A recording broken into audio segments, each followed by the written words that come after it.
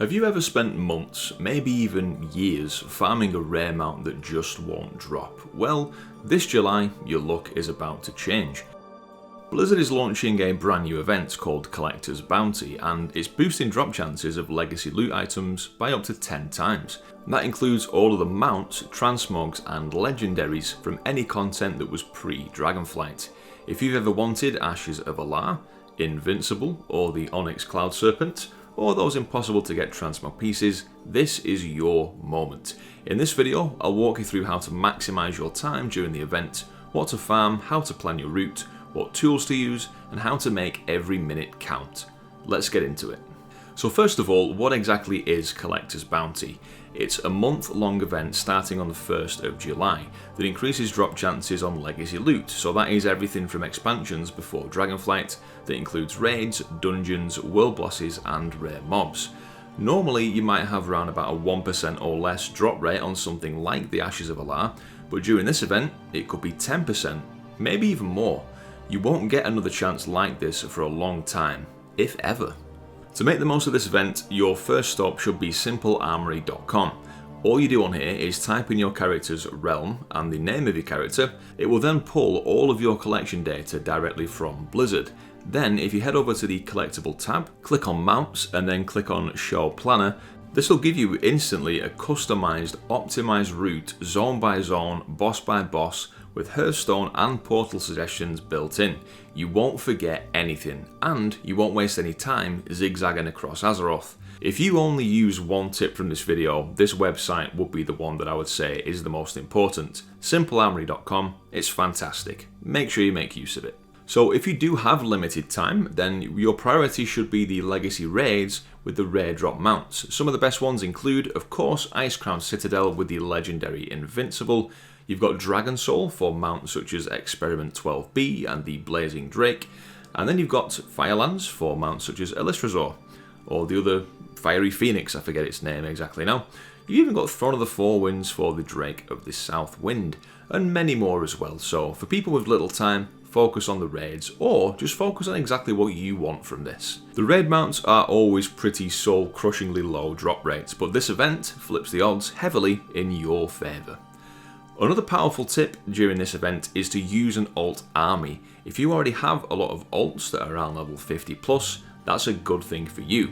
If you've got multiple characters like this, then you can run the same raid on each of them for multiple chances per week. So don't just do each dungeon and raid once, use as many alts as you can. The more alts you've got, the more rolls of the dice you have to get these rewards. And following on nicely from this tip is the next tip to pre-position your alts to save you time in the future. So some of the raids, for example Tempest Keep, still take a little bit of time to get to. You're talking a good few minutes to fly across the Outland map. So if you want to specifically target, for example, Ashes of Alar, then why not park a few alts outside Tempest Keep? So all you need to do when the event is live is just log in, get the kill for the week, and then log back out. This is also going to make it so you have more focused farming time and there's less distractions when the event's live. The next tip is to make use of all your Hearthstones. Remember, you don't just have the one. There's your standard Hearthstone, then you've also got the Dalaran Hearthstone as well. And then there's the Garrison Hearthstone too. So all of these can be used for smart travel routes, cutting down your downtime massively.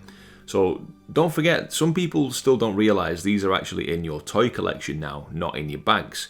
So if you haven't been using this, press Shift P, go to your Toys tab, and type in Dal or Gar for Garrison, and you'll find your Hearthstones in your toy collection. So remember, when we're flying around the old world, we do of course have access to skyriding now, which makes it much quicker, but perhaps you've been farming for quite a while and you need a break from the PC. If you want to still remain efficient, you could just make use of the flight paths. Now remember, when you're playing on alts that might not have unlocked all the flight paths, you have access to the warband map to everywhere all at once. This can be found in your spellbook, P, in your warband spells list, and using this will unlock all of the flight paths that your characters on your account have already discovered, saving you a lot of time. So you could use this to cover a big distance, for example if you're travelling from one end of Kalimdor to the other for some reason. If you do make use of the flight paths, then that way your characters can fly to where they need to go, and you can go make a coffee while they do so. And don't forget guys, this isn't just dungeons and raids that this buff applies to, it does apply to the world bosses as well. So don't sleep on world bosses, they are one of the easiest sources of rare mounts. Now if you did miss Mr. Pandaria Remix, there may still be some mounts that you would like to get from Pandaria, such as the Heavenly Onyx Cloud Serpent from the Shard of Anger, and all the other world bosses will be up and available with increased drop chances on their mounts. Remember, from Warlords of Draenor you've got things as well, such as the Solar Spirehawk from Rukmar. Fear not though, Simple Armory also has you covered in this regard because it also includes the world bosses that you should kill. If transmogging is your thing, then I would highly recommend the add-on All the Things. It shows you every piece of loot that you're missing, per zone, per boss, per character. With boosted drop chances, this is the perfect time to target those hard to get pieces from raids, such as things from the Black Temple, like the elusive Warglaives of Azeroth, and things from Alderaan and Naxxramas, and even on green BOEs from dungeons. Like, all this stuff will drop more and more. So perhaps you are getting pretty serious with the farming during this event. Let's talk about classes that are better at doing this, because some are just built better for farming. Number one spot is obviously going to go to Druids. These are arguably the best farmers in the game. They move quick at a baseline with cat form, but you can combine that with sprint as well. And even things like having access to Dreamwalk to teleport to the Legion class hall, the Dream Grove, because there's a Dalaran portal in the Dream Grove, so that makes it easy to get back to there. And from Dalaran, you can then get back easily to your faction's main city, where you've got the portal room. So Druids are so good at getting around the world wherever they are currently travelling. Hunters are also another great option for a ranged class. You can talent into baseline movement speed, and of course, being a ranged class means you can just shoot things from afar. With the addition of options such as talenting into the Disengage post-haste talent, where when you cast Disengage you get a boost of movement speed afterwards, Hunters are pretty reliable and mobile as well. There's also classes like Rogues and Warriors, which again, pretty mobile. High baseline movement speed, Warriors have abilities such as Charge and Heroic Leap, and yeah, pretty good options there as well. With this said though, don't worry if you are, for example, a Priest or a Shaman, because everyone has some option usually of movement speed. Paladins, probably the slowest because they just have Divine Steed, but again, anybody can make use of things like speed potions, or even better, the Bear Tartar movement speed buff food, which will give you a short burst of speed whenever you kill an enemy. So I'd highly recommend carrying this round, especially if you are one of these slower classes. A couple of quick bonus fire tips: you can also make use of the Rarity add-on to track your mount drop chances and see how many attempts you've had on each mount. You can also use add-ons like TomTom as well if you're trying to navigate around the map to find things that maybe you're not familiar with.